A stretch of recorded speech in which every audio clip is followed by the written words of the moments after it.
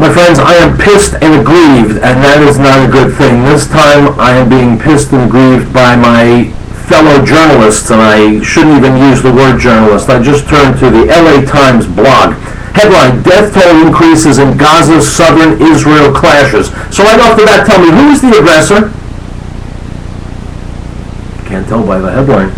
I'll give you some background. Over the past many years, the Palestinians have fired thousands and thousands of rockets into the populated areas of Israel.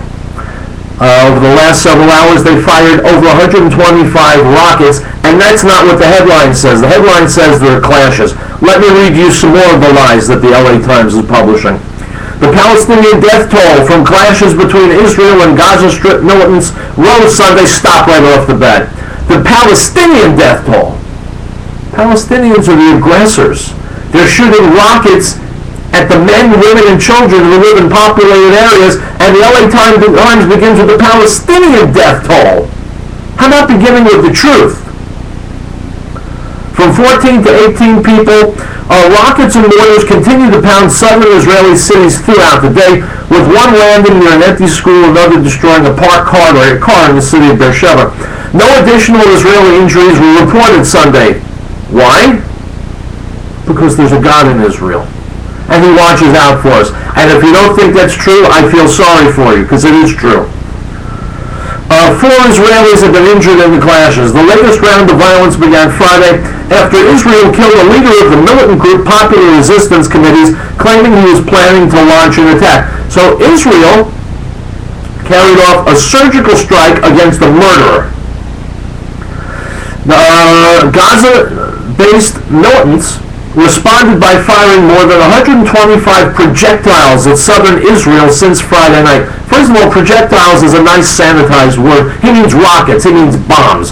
Over 125 bombs into places where people live. Now note the difference. Israel killed a murderer and a terrorist. They are indiscriminately shooting rockets into populated areas, but do you get the message? The Israelis are the bad guys. Do you get that? The LA Times is counting on you being stupid enough to get that message from this story. Israeli airstrikes during the past 2 days have kept up. Israel is defending itself. And the LA Times, the whores and fools on staff at the LA Times who would like to call themselves journalists, are slanting and mutilating and convoluting the news so that the so-called Palestinians, the Palestinian Nazis, appear to be the victims. They ain't. This is the worst in journalism. I'll tell you how bad it is. This is the corporate-controlled media. It's a piss-poor excuse for journalism.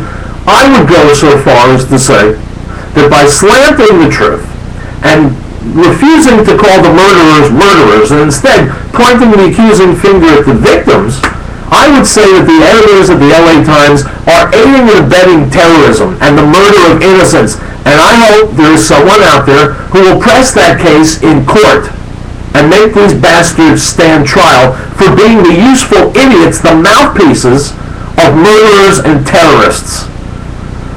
My name is Riell. Guys, like it or not, Am Yisrael Chai. The people of Israel lives.